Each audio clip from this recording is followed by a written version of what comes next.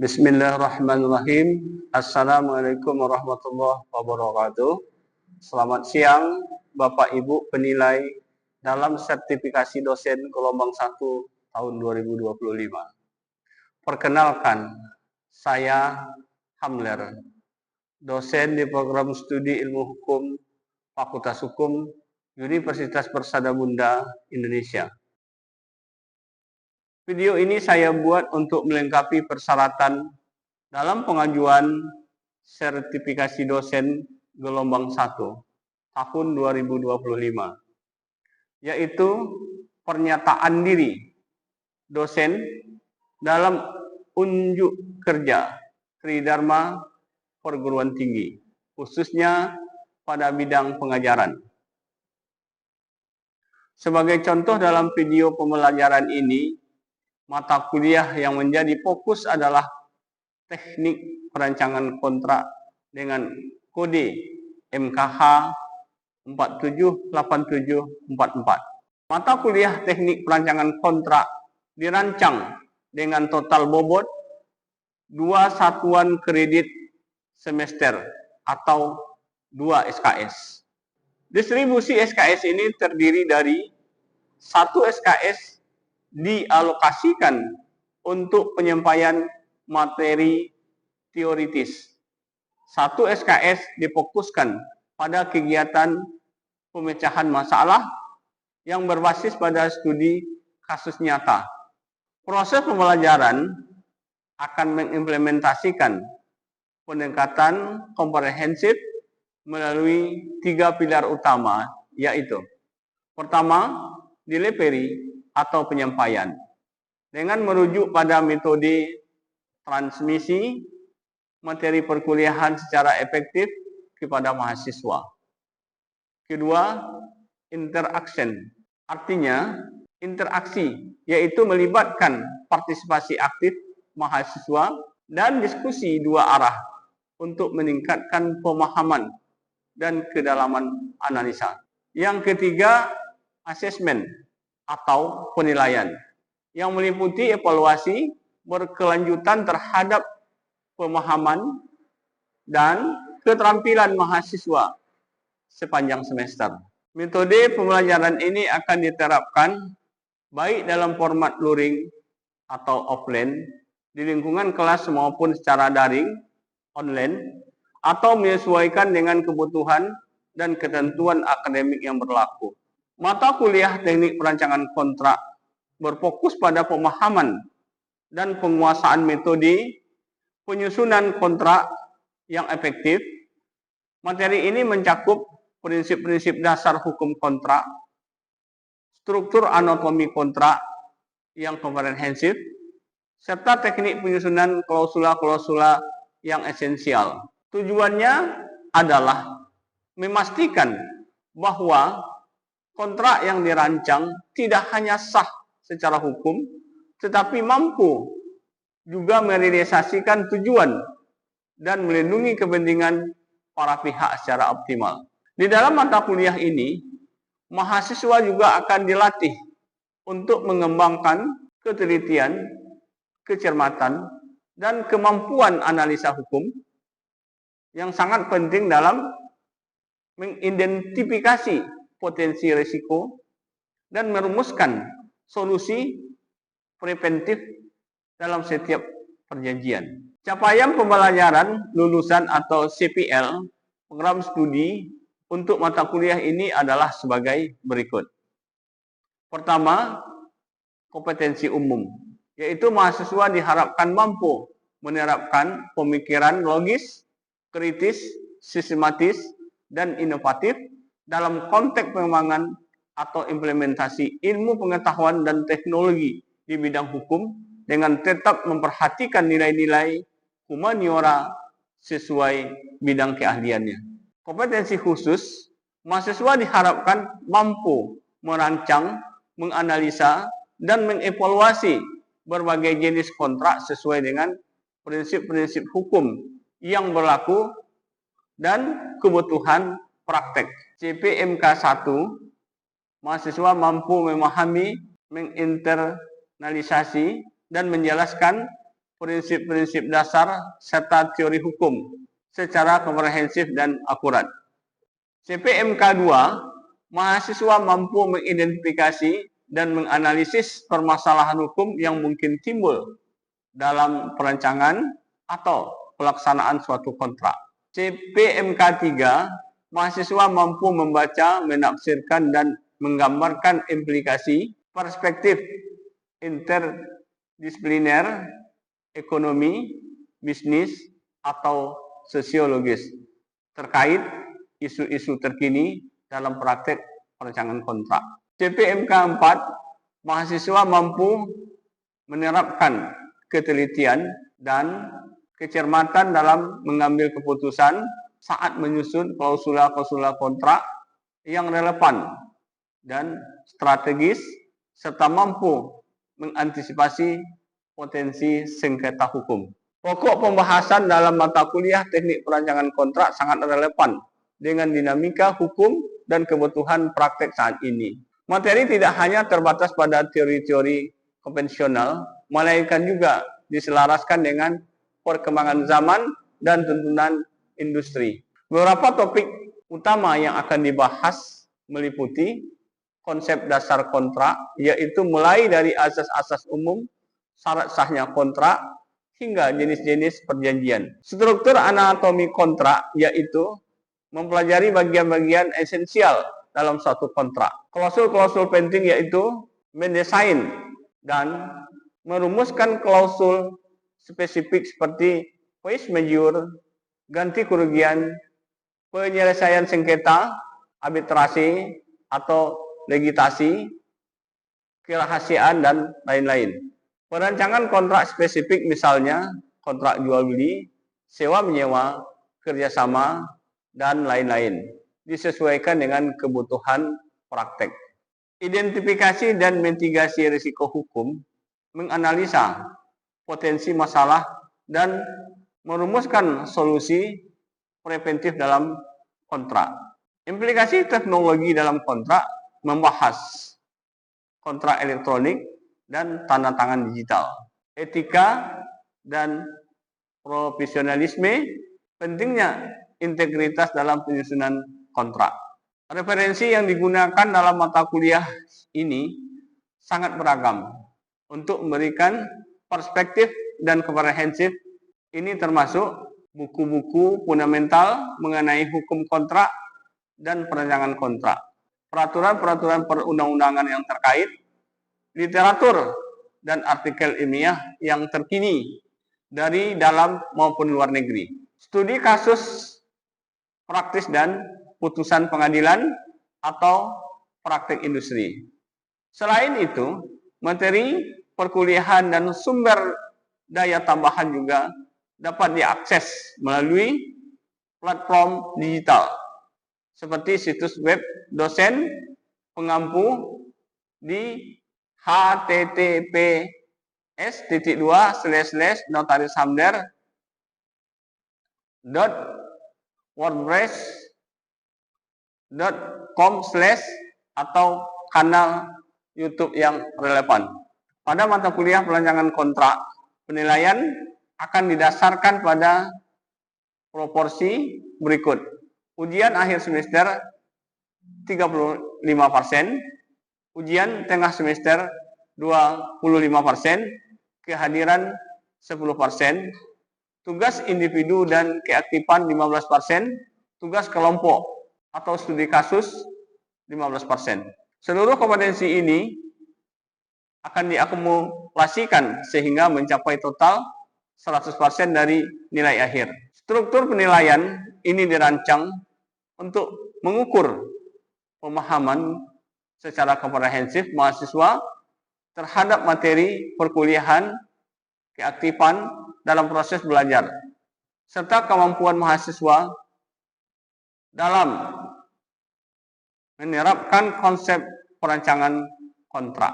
Berikut adalah contoh skenario pembukaan video pembelajaran yang dilakukan secara luring di dalam kelas. Assalamualaikum warahmatullahi wabarakatuh. Selamat sore, salam sejahtera untuk kita semua. Baiklah, pada hari ini kita akan lanjutkan materi kuliah kita tentang anatomi akta atau kontrak. Oke, untuk itu pada siang hari ini kita akan lanjutkan mengenai masalah akta atau pembuatan akta tersebut. Dulu telah pernah kita sampaikan bahwa apa itu definisi daripada akta itu, ya? Apa itu akta?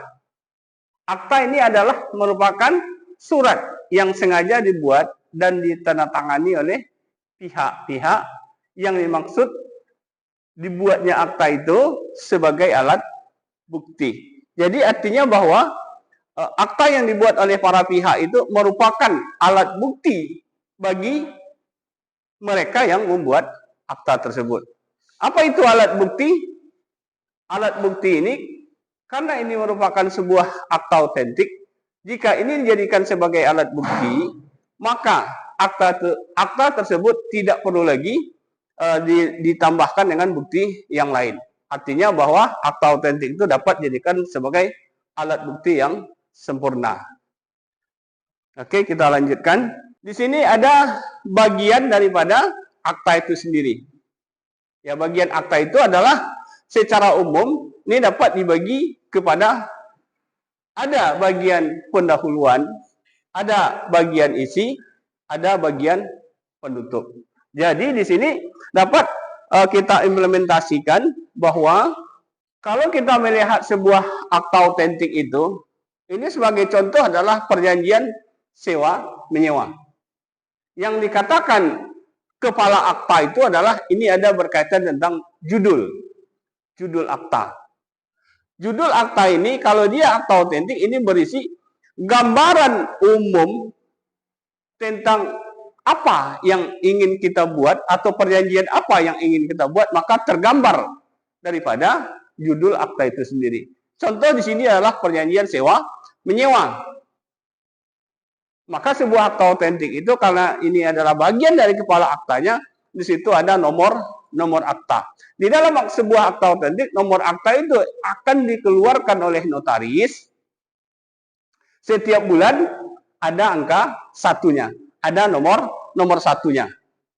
Setelah itu ini menunjukkan identitas daripada notaris tersebut yang menerangkan pada hari ini. Artinya hari dibuatnya akta tersebut sesuai dengan fakta dan kenyataannya. Dan juga disebutkan jamnya, jam berapa akta itu dibuat dan ditandatangani, dijelaskan. Umpamanya pada hari ini tanggal 5 Juni 2025 pukul 15.00 waktu Indonesia bagian Barat. Artinya pada hari ini yang bersangkutan menandatangani dan membuat akta itu mengenai perjanjian sewa menyewa. Dan di sini ada kepala akta. Kepala akta tersebut adalah gambaran daripada keseluruhan. Kepalanya di sini inilah bagian daripada kepala akta tersebut. Ada judul, nomor, hari dan tanggal. Kemudian di bawahnya ada komparisi. Komparisi ini di dalam sebuah akta otentik menyebutkan tentang kewenangan bertindak. Di sini ya, kewenangan bertindak. Seseorang itu kedudukannya untuk melakukan sebuah perbuatan hukum. Di komparisi ini adalah menunjukkan tentang kewenangan bertindak daripada para pihak. Para pihak adalah yang membuat dan menandatangani akta pada hari ini. Kewenangan bertindak ini sama dengan yang kita jelaskan sebelumnya bahwa mengenai perjanjian ini terkait tentang 1320 Kitab Undang-Undang Hukum Perdata. Di situ ada menyatakan kesepakatan, kecakapan. Kecakapan ini adalah berkaitan masalah umur dewasa. Menurut Undang-Undang Jabatan Notaris, seseorang itu yang bisa menghadap ke notaris itu adalah setelah berumur 18 tahun. Dan kewenangan bertindak di sini adalah memang yang bersangkutan berwenang untuk melakukan perbuatan hukum. Contoh, di dalam sebuah sertifikat hak atas tanah yang bernama si A, maka dia berwenang untuk melakukan perbuatan hukum atas nama si A yang bersangkutan. Jika sertifikat tersebut dibawa oleh si B, baru dia berwenang jika ada surat kuasa. Di sini adalah kewenangan daripada pihak itu mengenai di dalam komparisi atau kewenangan bertindak ini harus jelas duduk perkaranya. Di sini kadang-kadang banyak permasalahan yang sering dijumpai tidak duduknya tentang kewenangan bertindak daripada para pihak. Di notaris sering dijumpai yang membawa sertifikat lain, yang ingin bertransaksi mungkin bisa lain, dan ini kita harus telusuri. Maka pihak yang pertama, kalau di dalam perjanjian ini merupakan perjanjian sewa-menyewa, maka yang menyatakan bahwa pihak pertama adalah pihak yang menyewakan. Nah, yang menyewakan nama sesuai dengan identitasnya, sesuai dengan kewenangan bertindaknya, maka pemilik daripada sertifikat itu adalah yang menyewakan. Ya. Kemudian berikutnya untuk pihak kedua, mungkin bisa saja namanya siapa, B, sesuai dengan kewenangan bertindaknya, berarti dia adalah selaku yang menyewa. Penyewa yang menyewa. Yang pertama adalah yang menyewakan, yang kedua si penyewa. Ini pihak kedua.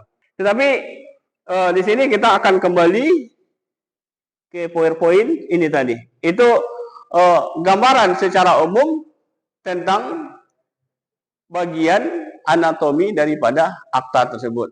Ada bagian pendahuluan itu yang tulisan merah tadi, dan ada bagian isi, dan ada bagian penutup. Kalau bagian isi adalah kehendak daripada pihak, kalau contohnya perjanjian sewa-menyewa itu sering kita lakukan, bahwa isinya itu adalah adanya hubungan hukum. Hubungan hukum itu adalah pihak kedua menyewa dari pihak pertama, dan pihak pertama mengizinkan bahwa yang bersangkutan atau pihak kedua itu untuk menyewa benda yang diserahkan kepada pihak pertama. Sama dengan jual beli umpamanya. Ini kalau ini penyewa, kalau jual beli pihak pertama menjual kepada pihak kedua segala sesuatu berikut dengan turutannya, dan juga pihak kedua bersedia untuk membeli dari pihak pertama segala berikut dengan turutannya, sama saja dengan penyewa. Oke, kita lanjutkan. Kemudian ini berkaitan tentang jenis atau akta tadi, ya. Karena ini merupakan bicara masalah akta, maka sebetulnya akta ini dapat dibagi dua. Ada namanya adalah akta di bawah tangan, ada namanya akta otentik. Yang baru kita bicarakan ini adalah akta otentik. Artinya di sini sebagai dasarnya adalah pasal 1868 Kitab Undang-Undang Hukum Perdata yang menyebutkan bahwa akta yang dibuat dalam bentuk yang sesuai dengan ketentuan undang-undang di hadapan pejabat yang berwenang di tempat akta itu dibuat. Ini mengenai akta otentik ini, siapa saja yang berwenang membuat akta otentik itu? Ini timbul pertanyaan. Salah satu adalah notaris. Akta yang dibuat di hadapan notaris itu dapat berupa akta otentik. Dan mungkin juga dibuat oleh KUA, Kantor Urusan Agama, yang melahirkan sebuah akta nikah. Ijazah itu merupakan akta otentik yang dikeluarkan oleh ijazah. Itu ada kementerian khusus yang mengatur tentang ijazah itu, mulai dari tingkat SD sampai perguruan tinggi, diatur sedemikian rupa, ya. Ini, dan juga ini ada akta di bawah tangan. Di sini akta di bawah tangan ini adalah alat bukti permulaan, baru dia menjadikan sebagai alat bukti yang sempurna bila, ya, diakui atau diketahui oleh kedua belah pihak dan dikuatkan oleh alat bukti yang lain. Minimal ada dua alat bukti yang mendukungnya. Ini yang disampaikan tadi, bahwa ada syarat sahnya perjanjian atau kontrak itu, ya. Ini 1320, yaitu ada syarat subjektif dan ada syarat objektif. Apa itu syarat subjektifnya? Adalah sepakat mereka untuk melakukan perbuatan hukum tersebut, ada cakap yang ada syarat objektif itu soal tertentu dan kausa yang halal. Ini perlu kita pahami ke depan karena setiap hari kita akan berhadapan tentang hal-hal yang ini. Kapan seseorang itu dikatakan sepakat? Ini menimbulkan problem. Kapan lahirnya kesepakatan? Ini akan menimbulkan problem untuk menentukan, mengukur kapan lahirnya kesepakatan itu. Namun demikian, sebagai alat ukurnya untuk lahirnya sebuah kesepakatan itu terjadinya hubungan atau terjadinya perjumpaan antara penawaran dengan penerimaan. Ada yang menawarkan, ada yang menerima penawaran. Ini alat ukurnya. Bagaimana cara mengujikannya? Mudah. Setiap kehidupan kita sehari-hari ini sering kita lakukan. Yang biasa adalah yang berbelanja online. Ada yang menawarkan baju begini-begini beli 107. Apabila kita oke, kita terima, berarti terjadi hubungan hukumnya kesepakatan. Sepakat baru ya. Itu baru kata sepakatnya. Itulah lahir alat ukur kesepakatan itu. Bagaimana ini? Tindak lanjutnya, maka isilah form yang ada di dalam penawaran itu. Kita isi. Berapa harganya, kita klik, kan itu. Bagaimana cara pembayarannya, bagaimana cara pengerimanya, dan seterusnya. Tetapi kita hanya untuk mengukur kapan lahirnya kesepakatan itu, adanya penawaran, ada yang menerima penawaran. Yang konkret lagi adalah membuktikan bahwa lahirnya sebuah kesepakatan itu yang muslim. Yuk kita lihat orang ijab kabul. Saya nikahkan, saya terima. Demikian juga dengan masalah sewa menyewa umpamanya ataupun jual beli. Kalau sewa menyewa ada kewajiban si penyewa dan ada kewajiban si pembeli. Kita akan laksanakan diskusi di sini. Mungkin silakan ada yang mau bertanya, Bapak, Ibu, silakan. Boleh.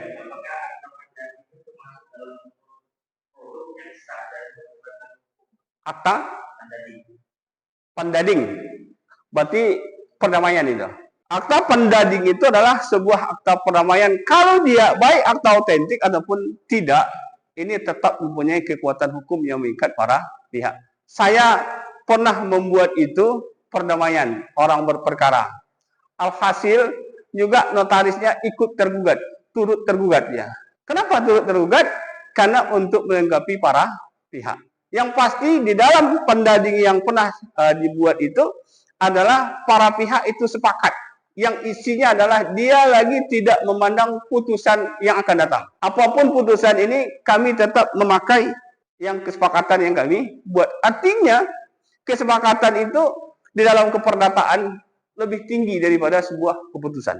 Kalau udah sepakat, apalagi perkara kan apapun putusan kami pakai yang telah kami sepakati. Artinya kalau kita lihat kesepakatan itu lebih tinggi dari sebuah keputusan pengadilan.